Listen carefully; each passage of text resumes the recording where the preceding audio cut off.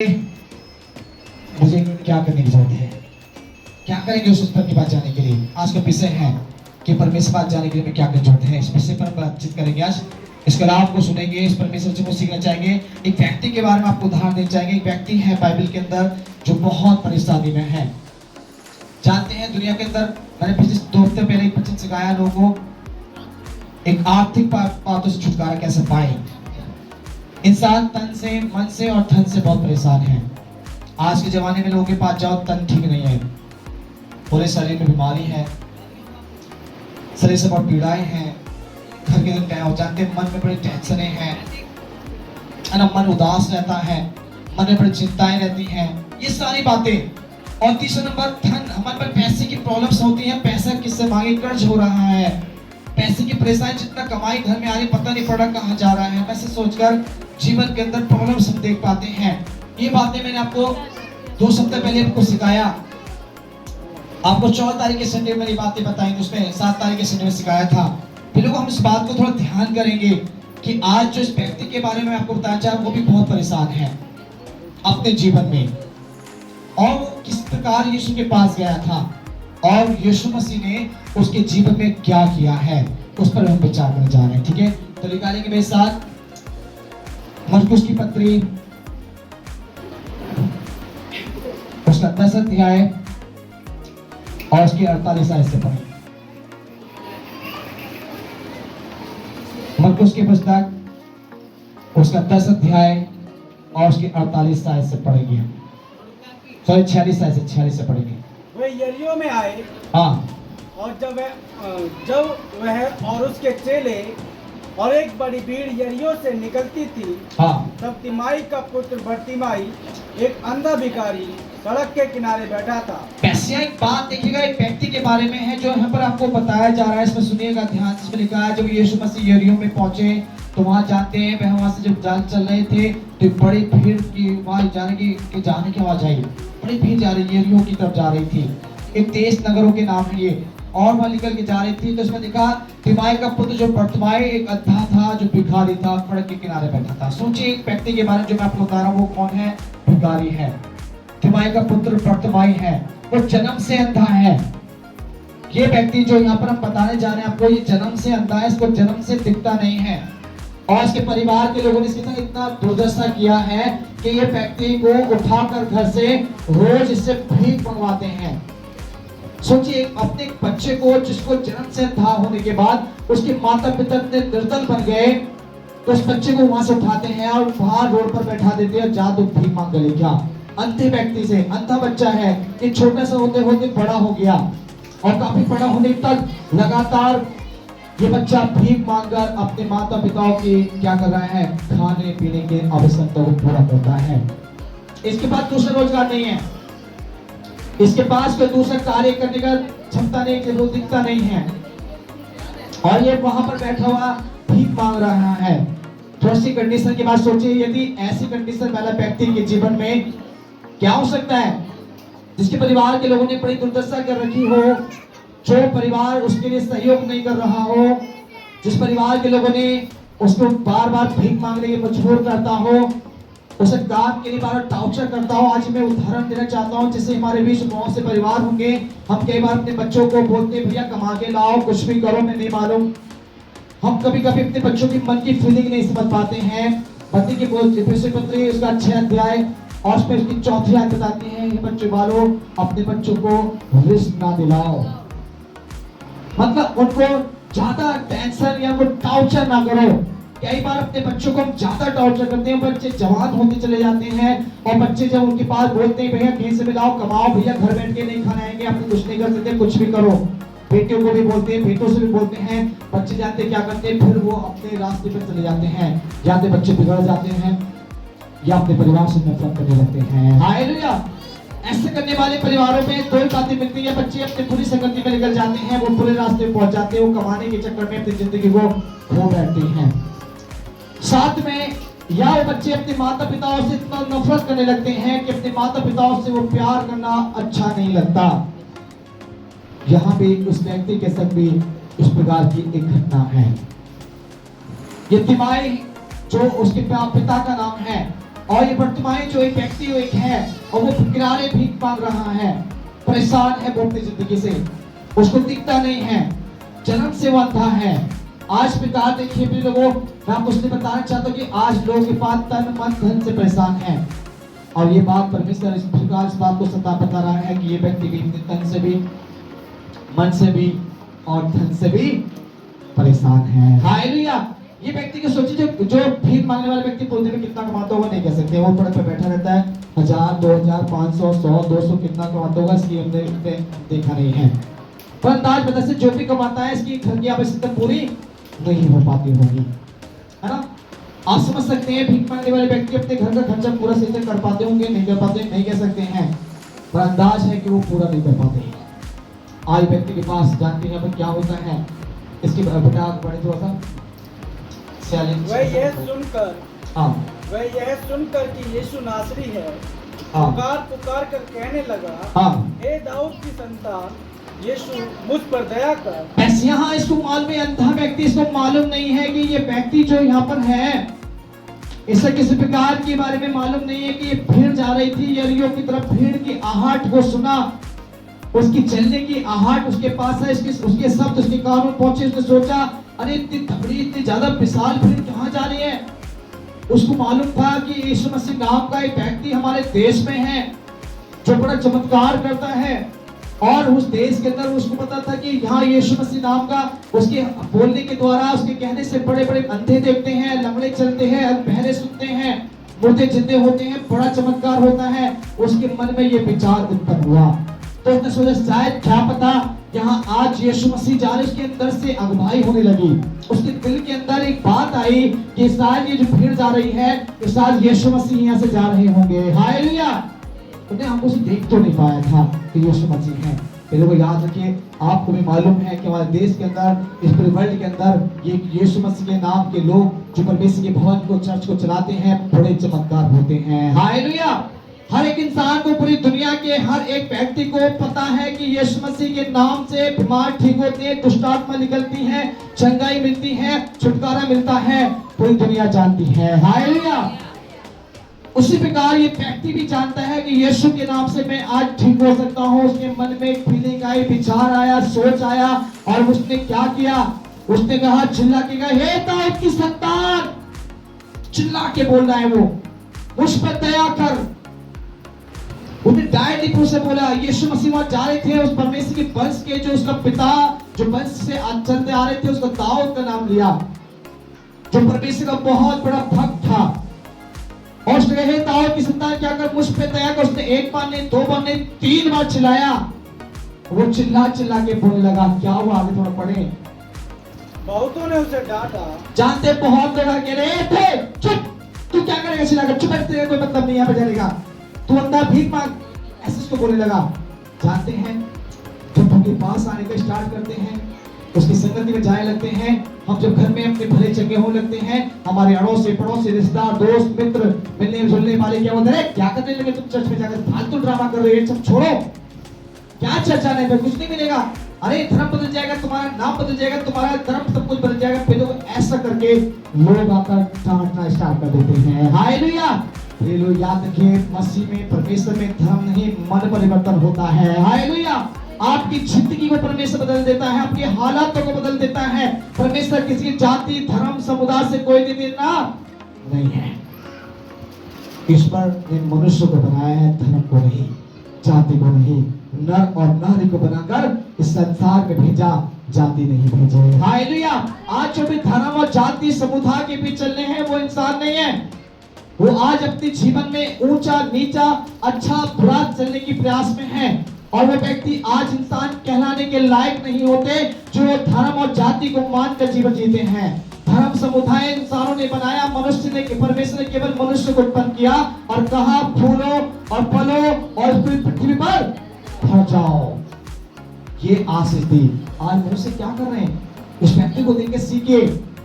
यहाँ लोगों ने अगर डांटा धमकाया, सब बहुत उल्टा सीधा बोला, इसे इतना बोला कि तू अंधा है, तू क्या करेगा उनके पास जाकर, तुझसे कुछ भी फायदा नहीं है, तेरा कोई भी मतलब नहीं है, छोड़ दे और चला जा से जा।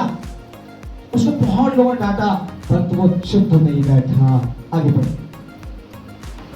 बहुतों ने उसे डांटा कि चुप रहे, पर वह और भी पुकारने लगा। और भी ज्यादा चिल्लाया। जब उसके बाद लोगों ने आके बोला कि चुप रहे, वो चुप नहीं हुआ। वो कह रहा है दाऊद की संतान, ज्यादा चिल्लाने लगा, ज्यादा बोलने लगा। पूरे पढ़े पढ़े। ए दाऊद की संतान, हाँ। मुझ पर दया कर। हाँ, तब यीशु ने कैसे रुकेंगे?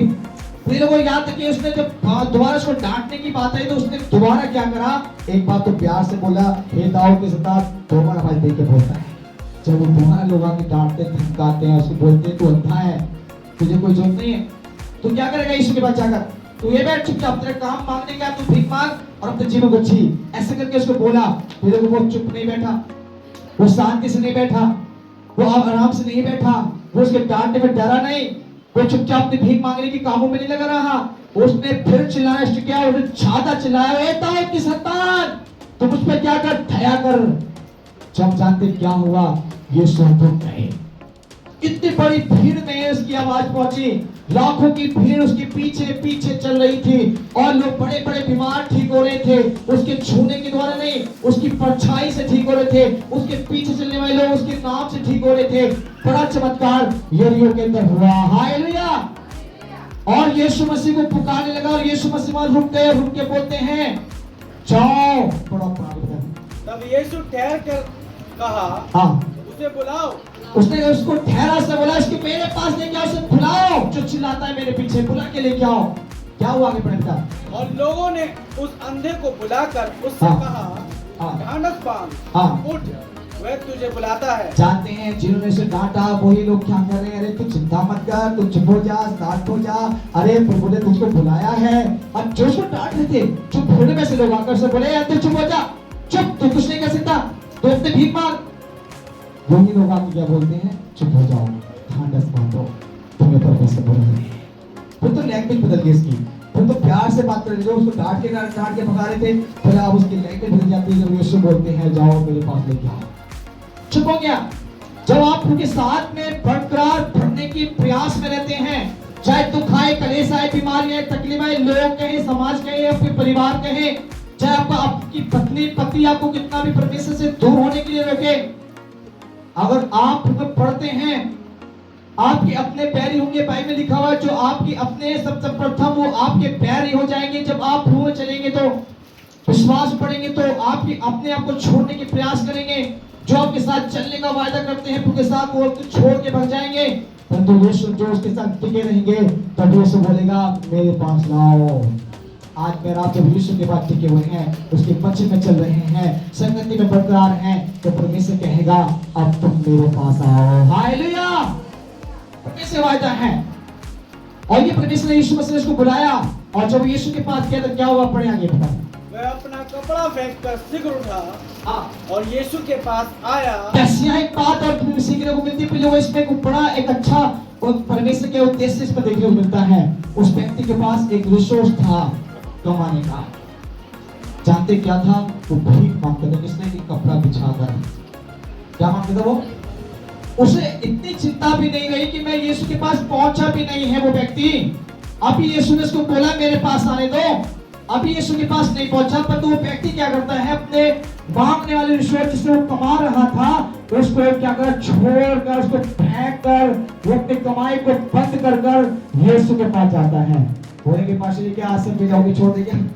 अब बोले के पास अच्छा तक काम छोड़ दो, यीशु के पास ही नहीं। प्रेरितों को मैं ये बोलने नहीं चाह रहा हूँ कि अपनी नौकरी छोड़ दो, अपना काम छोड़ दो, अपना सब कुछ छोड़ दो, अपना सब कुछ त्याग कर उसके पास आओ। परंतु प्रेरितों आज उसका मीनिंग, उसका अर्थ है रिसोर्स मतलब आपकी कमाई से बढ़कर आपका परमेश्वर है। हालेलुया।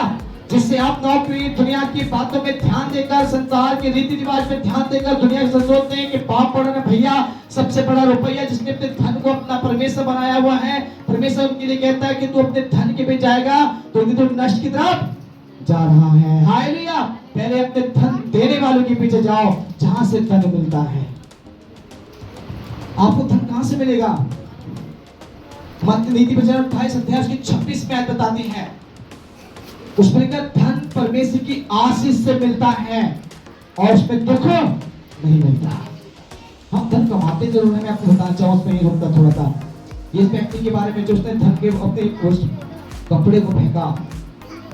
एक मैं आपको रियलिटी बताना चाहता हूँ कि जो मैं अपने जीवन में रखा हूँ। इसने जब उस कमाई को फेंककर चला तो परमेश्वर इसके जीवन में बड़ी ब्लेसिंग करी। और जानते हैं हम कई बार अपने जीवन में जब क्या करते हैं, हम धन के पीछे भागते हैं, दुख बढ़ते हैं, समस्या आती हैं, बीमारी आती हैं, टेंशन आती है, पति पत्नी परिवार में लड़ाइयां उत्पन्न होती हैं, घर में झगड़े आ जाते हैं, टेंशन स्टार्ट हो जाती हैं, घर में बीमारियां आती हैं, नाना प्रकार की समस्या। पैसा घर में आया तो है, दिख रहा है 50,000 रुपए महीने का मेरे घर में आ रहा है, 1 लाख रुपए आ रहा है, 10,000 रुपए आ रहे हैं, 20,000 रुपए आ रहे हैं, बट क्या हो रहा है कि सारे पैसे आपके डॉक्टर के पास, कर्ज वालों के पास, हकीमों के पास जा रहे हैं। हालेलुया। और घर में फिर टेंशन, कहां से खाएं, कहां से पिए, फीस के पे जमा होगी, बच्चों को कहां से पढ़ाएंगे, अरे कैसे घर का खर्च करेंगे, कहां से किराया देंगे, कहां से जाएंगे, कैसे आएंगे, पर कहां क्या होगा, ये टेंशनें आपके दिमाग में होती हैं। हालेलुया।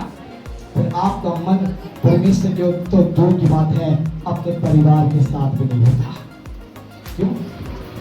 क्योंकि आपने अपने धन से आपने ज्यादा प्यार किया, आपने अपने बनाने वाले को भूल गए, जिसने मुझे एक इंसान के रूप में बनाकर संसार में भेजा।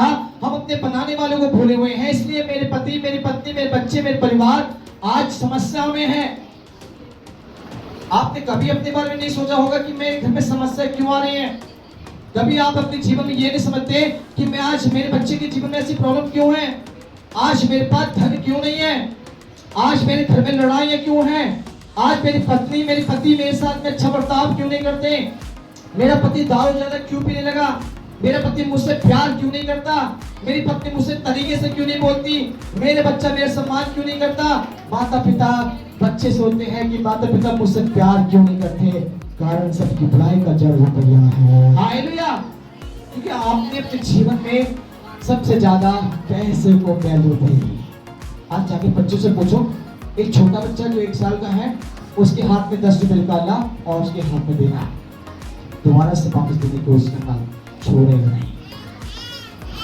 कभी आजमा के देखना, बड़े छोटे बच्चे को होता ना, अब चेक करके देखना। आपको रियलिटी बताना चाहिए, जब उसके हाथ में पैसे पहुंच जाते हैं बच्चे के हाथ में भी, तो छोड़ता नहीं है, उसके मुट्ठी पीस लेगा, बड़ी मुश्किल से देने की कोशिश करेगा, छिड़ोगे तो रोने लगेगा। मेरी बेटी 1.5 साल की है, इसलिए मैं उसको रिसर्च करता रहता हूँ। अपने बेटी को जो पैसे देता हूँ तो मेरे पैसे देने के बाद क्या करती है, वो चलती है, जेब से निकाल लेती है और मुट्ठी पीस लेगी, देगी नहीं।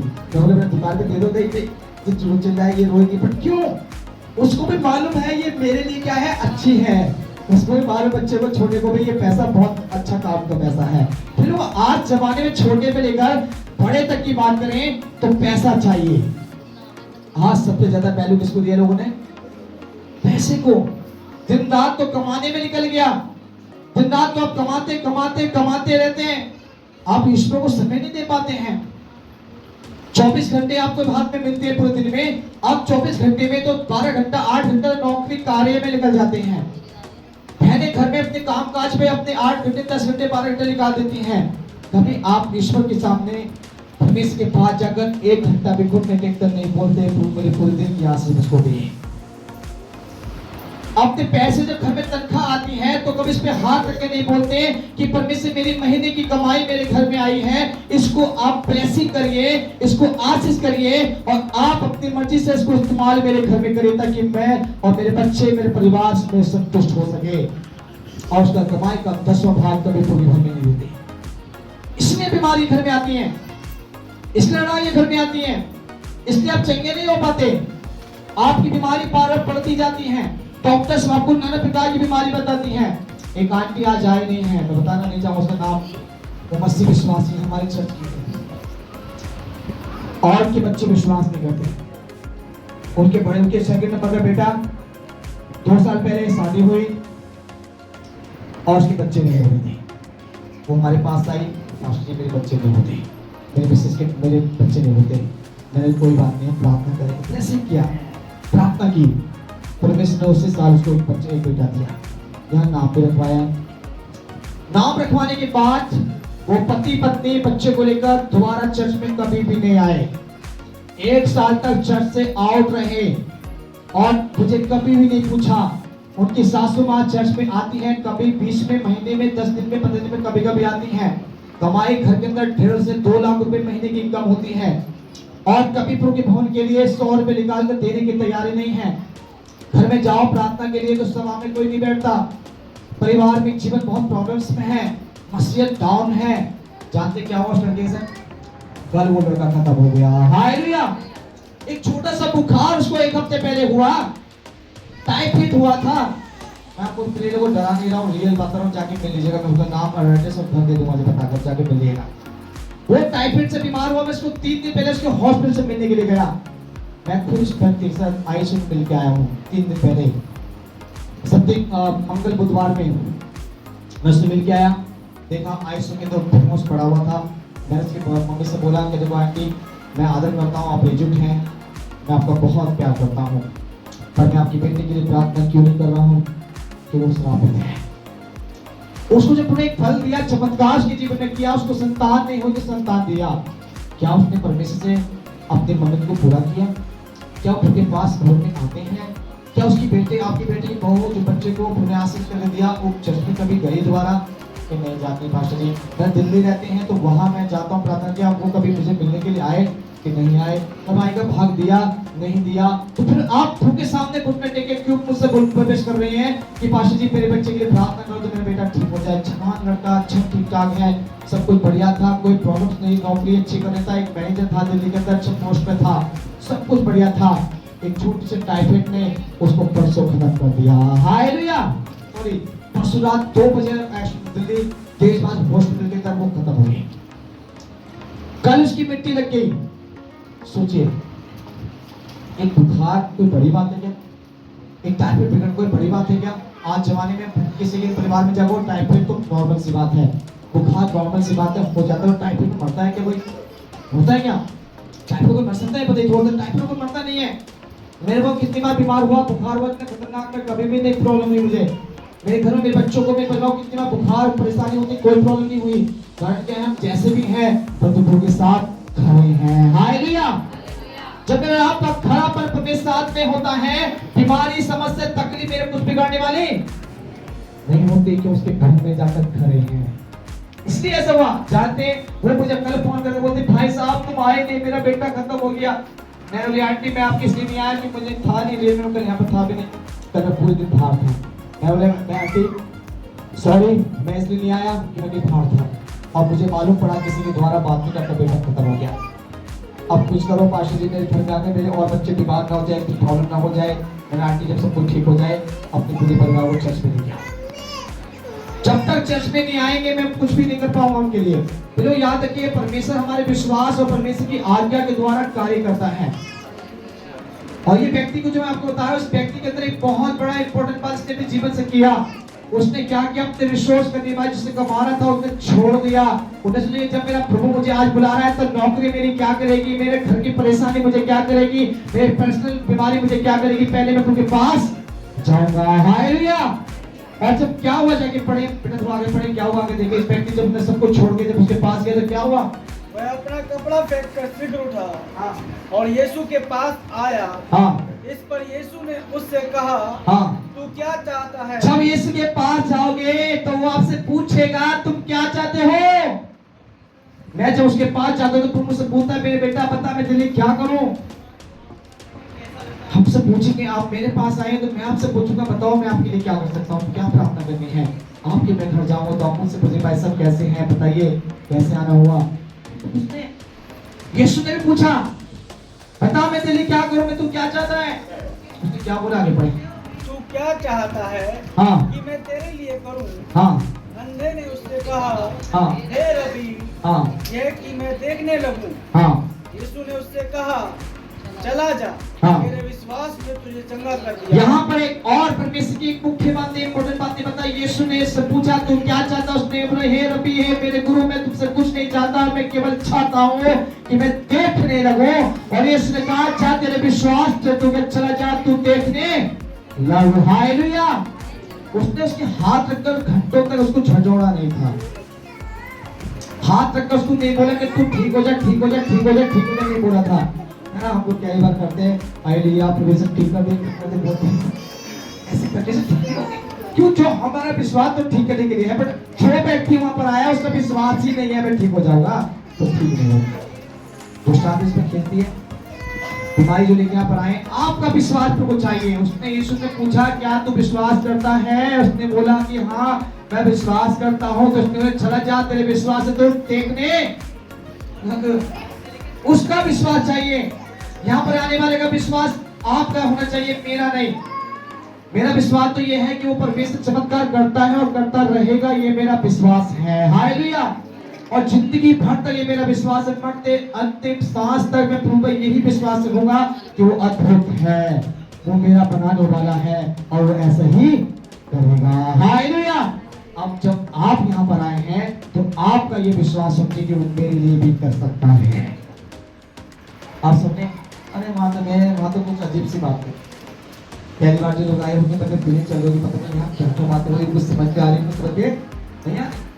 फिर मैं आपको रियल बताना चाहूँ, समझ में आ नहीं आज, पर आप ये समझ लीजिए कि मेरा बनाने वाला एक परमात्मा परमेश्वर ईश्वर एक है, जिसने मुझे सांसें दी है, जिसने मुझे शरीर दिया है, जो मुझे खड़ा करने की, बोलने की, चलने की ताकत देता है, जो मेरे जीवन की हर इच्छा को जानता है, वो मेरा एक ईश्वर है। हालेलुया। इसलिए आपको ये विश्वास करना है कि मेरा बनाने वाला है तो मैं उस पर विश्वास करूंगा।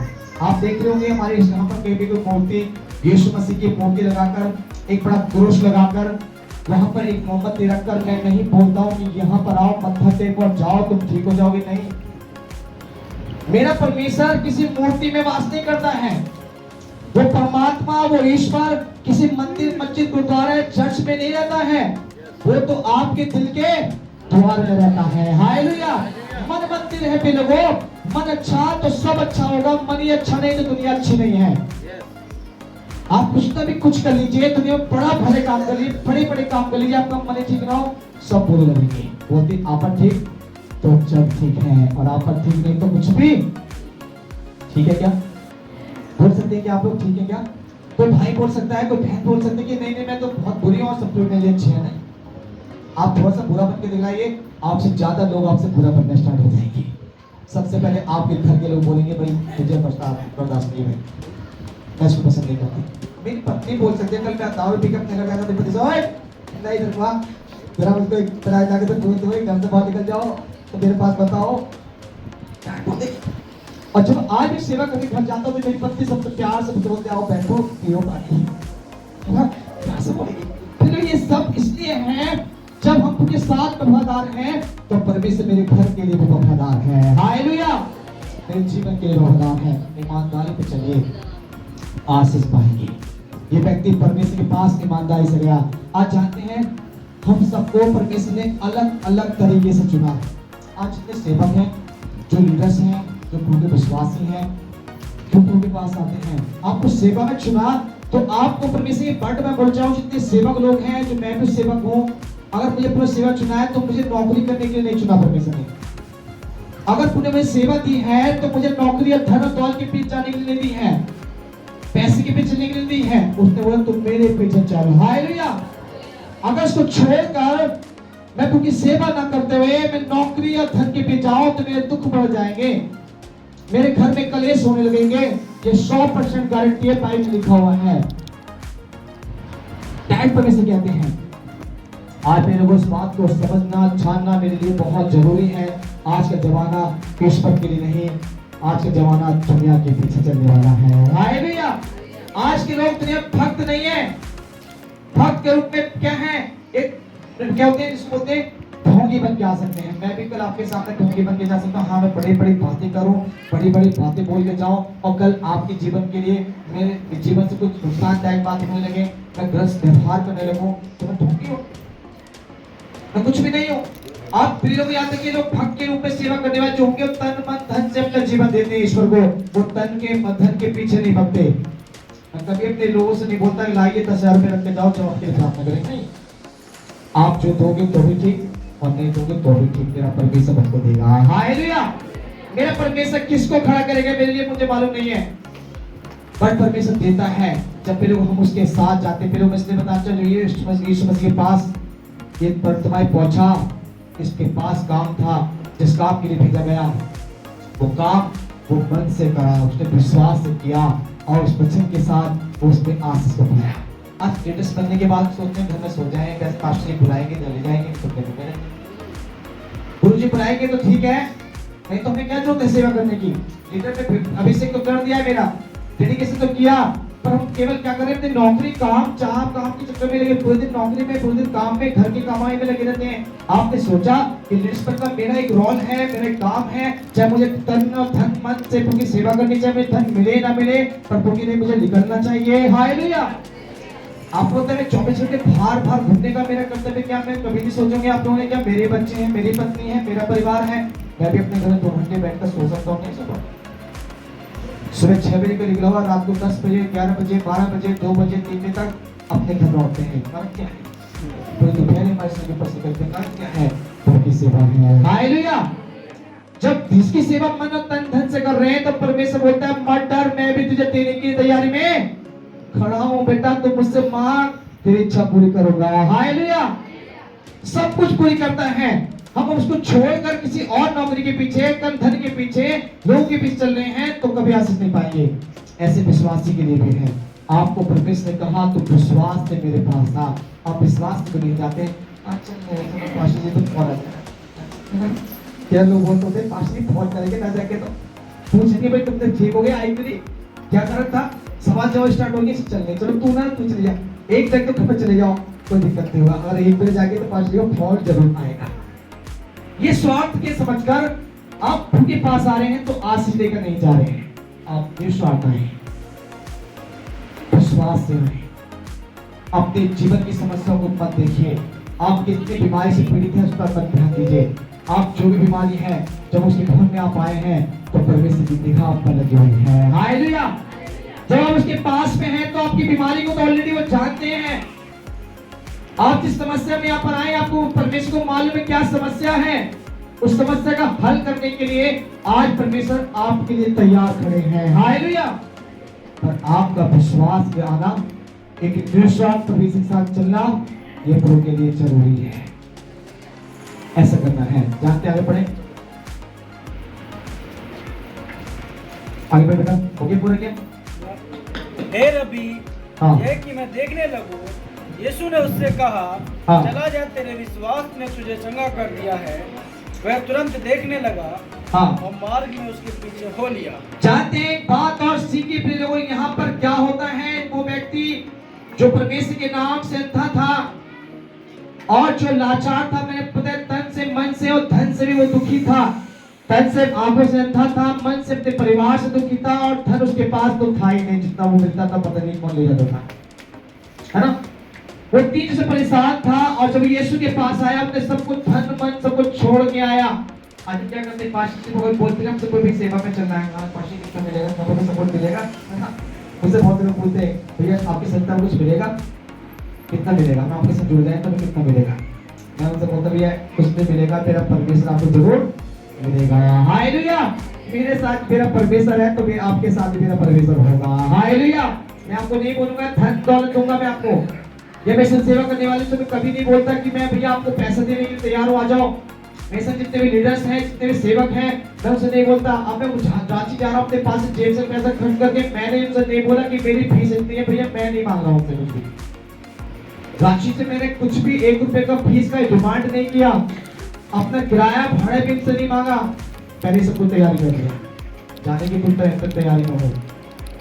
वो कितना देंगे मुझे कोई बहुत नहीं देंगे, कोई प्रॉब्लम नहीं, पर मुझे पता है कि मेरे परमेश्वर की सेवा है। हालेलुया।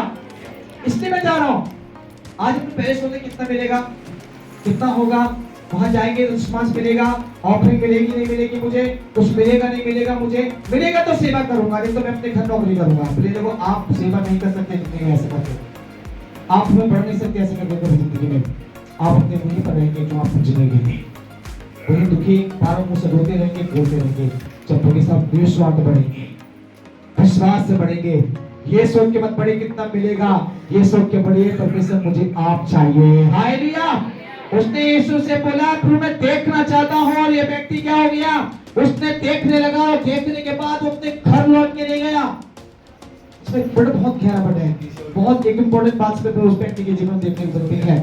वो अपने घर लौट के नहीं जा रहा है, वो अपने परिवार जो उसको रोज सुबह उठते हुए उसको चाय पानी पिलाते नहीं मालूम है, उसको उठाते ही क्या करते हैं, वहां से गोद में उठा कर लाते हैं और सड़क के किनारे उसको क्या कर देते हैं, कपड़ा बिछाकर बोलते बैठ जा पर तुम लोग पैसे मांग, उसको ऐसे भिखारी बनाकर बैठाते हैं और डेली ऐसे ही काम करते करते वो बड़ा हो गया और आज जब वो आंखों से देखने लगा तो वो चंगा हो गया, ठीक हो गया, तो क्या करने लगा वो अपने घर चले गया। बोल क्या नहीं पाशी पहले से थोड़ा सा घर पे अपनी मम्मी से मिल गया, पापा से मिल गया, तो देखो मैं आगे चल रहा हो गया, ठीक हो गया, बड़ा हो गया, अच्छा हो गया, अब मैं भीख नहीं पाऊंगा, अब नौकरी करूंगा, अब मैं अच्छा जॉब करूंगा, अच्छी पढ़ाई करूंगा, अच्छा ये करूंगा, ऐसा बोलने गया क्या? उसने ऐसा कुछ भी नहीं बोला, वो तुरंत यीशु के पीछे हो लिया। हालेलुया। आज मैं और आप ऐसे नहीं जीवन जी रहे हैं, हम चंगे हो जाते हैं, बीमारी ठीक हो जाती है, दुष्ट आत्मा निकल जाती है, घर में बरकतें आने लगती हैं, बीमारी चंगी हो जाती है, परमेश्वर आपको ब्लेसिंग आशीष सामर्थ दे देता है, अभिषेक करता है, पास्टर बना देता है, लीडर बना देता है आपको। हम क्या करते हैं, हम पहले पास्टर वाला काम रहेगा, फिर वो काम करना है। आज पास्टर से होने आज काम पड़ेगा, आज कितना वो वाला काम नहीं है, आज टाइम नहीं है, आज थोड़ा सा बीमार है, इसमें दर्द ज्यादा है, घर पर रिश्तेदार शादी में जाना, पास्टर बीमार है, मेरे परिवार में मेरी सगी बहन का शादी है, मेरे घर में ये प्रॉब्लम है, आज मुझे यहाँ करना है, मुझे वो करना है। और जब बीमार थे तो 8 बजे गेट पे मिलते थे, हम मिलते थे, मेरे को ये बता रहा हूँ, बहुत सारे लोग यहाँ बैठे हुए हैं, 8 बजे चर्च के गेट पर जब मैं ताला खोल लिया था, भाई कैसे क्या हुई जल्दी आ गए, अब पाजी जल्दी आ गए, बहुत परेशान हो रहे हैं, तभी ठीक नहीं है। चर्च में घूम जाते थे 8 बजे, पूरी भीड़ आती थी 8 बजे, अब 10 बजे तक पास्टर देखते हैं, भैया बेटा हुआ नहीं बैठ, अरे भी परिवार चमत्कार के लिए किया, तब बड़ा चमत्कार किया, अरे कारण क्या है? जब बीमार थे तो महीने हफ्ते 10 दिन 15 दिन लास्ट पूरे लगे रहते थे, फोनों पर भी, घर में भी, पास्टर के पीछे भी, और उसके लिए हर दिन परमेश्वर के लिए देना करना चलता रहता था। और जब भले चंगे हो गए तो आज पास्टर की टाइम नहीं है, आज खेत में काम तो आज नौकरी पे जाना था, आज बच्चे बीमार तो कल मैं बीमार था, आज ये प्रॉब्लम तो कल ये प्रॉब्लम आ रही है। क्यों? तुम्हारी व्यक्ति से सीखिए, इस व्यक्ति ने क्या किया। आंखों से अंधे होने के बाद जब आंखें आई तो घर के सारे काम छोड़ दिए, भीख मांगना छोड़ दिया। यीशु से बोलता है कि जब तुझे जीवन दिया है तो मैं तेरे ही पीछे चलूंगा, किसी के नहीं, तुझे जीवन दे दिए प्रभु। और परमेश्वर सोचेंगे परमेश्वर इतना, हमारा यीशु मसीह इतना निर्दय नहीं होगा, इतना वो समझ से बाहर व्यक्ति नहीं है। उसने नहीं बोला होगा कि तू ठीक है अपने परिवार को छोड़ दे, मम्मी पापा को छोड़ के तू मेरे पीछे नहीं। उसे मालूम है उस व्यक्ति ने, देखो कि मेरे माता पिताओं ने मेरे से अच्छा बर्ताव नहीं किया जब मैं अंधा था। उसे मालूम था कि मेरे परिवार के लोगों ने मुझे भीख मांगने के लिए मुझे मजबूर किया था, फिर भी यीशु ने उसे नहीं बोला कि तू अपने परिवार छोड़कर मेरे पीछे। उसने बोला कि तू अपने परिवार से भी मिल गया, वो अपने परिवार से भी मिल गया और उसने बोला कि तू परिवार के साथ रहते हुए मेरी सेवा करना स्टार्ट करो। हालेलुया। उस परमेश्वर की सेवकाई के लिए, उस व्यक्ति के लिए उसको सौंप दिया गया, उसने परमेश्वर को जीवन दिया, उसकी कार्य में दिन रात लगा रहा और वो परमेश्वर का अच्छा सेवक बना और प्रभु की पृथ्वी के छोर तक वो गवाह ठहर गया। हालेलुया। आज मुझे भी अपने जीवन में ऐसा ही करना है, चंगाई छुटकारा पाने के लिए, आज परमेश्वर के पास आने के लिए क्या करने की जरूरत है? अपने पूरे मन से, अपने विश्वास के साथ और निस्वार्थ उसके पास आने की जरूरत है। आज चिल्लाएंगे फतेह के धर्म परिवर्तन के लिए, लोग आगे बोलेंगे नहीं ईसाई धर्म बनती है भाई, अब चर्च जाने के ईसाई बनोगे क्या? आपके रोज से पड़ोस मिलने वाले मेरे पता है वहां जाके ईसाई बना देंगे आपको, चर्च नहीं है वो तो भैया तुम्हें धर्म बदलने वाले लोग हैं। अरे मेरे नाम पूरे टांडे पूछो, पास्टर अशोक नाम, मेरा नाम अशोक नाम से है, मेरा नाम पीटर जॉन जोसेफ नहीं है, मेरे बच्चों का नाम पीटर जॉन जोसेफ नहीं है, मेरे बच्चों का नाम एक रियल नाम जो तुमने दिया है वो ये है। मेरे टांडे में पूरे आस पास के लोगों से पूछो वो लड़का जो चर्च चलाता है वो कोई ईसाई है क्या? वो बोलेंगे भैया ईसाई नहीं, वो तो एक परमेश्वर एक परिवार का व्यक्ति है, उसने तो अपने यहाँ पर बड़े अच्छा काम कर रखा है। वो बोलेंगे अपना लोगों सैंडी में पत्थर वाले जाकर पूछेगा, देवी की बत्ती सब जितने पल वाले से पूछेगा, चौड़े पे जितने पल वाले से पूछेगा तो बताएंगे। मैं सबसे मिलता हूँ लोगों से, क्या करेंगे परमेश्वर से मैं बातचीत करता हूँ लोगों से। लोग क्यों व्यवहार बनाया? प्रेम का व्यवहार, धर्म का व्यवहार नहीं बनाया। एक प्रेम का व्यवहार बनाने से धर्म परिवर्तन नहीं होता। आपस में कलेशा में परिवार, बहन और भाई का रिश्ता हमारा होता है, एक माता पिताओं का एक संबंध हमारे परिवार से मिलता है, अपने से ज्यादा यहाँ हमसे प्यार मिलता है। हालेलुया। इसी को बोलते हैं परमेश्वर के चुने हुए जन। और जब एक विपत्ति आए तो यहाँ पर हमें क्या करना चाहिए? सब उसके साथ खड़े होने चाहिए। हालेलुया।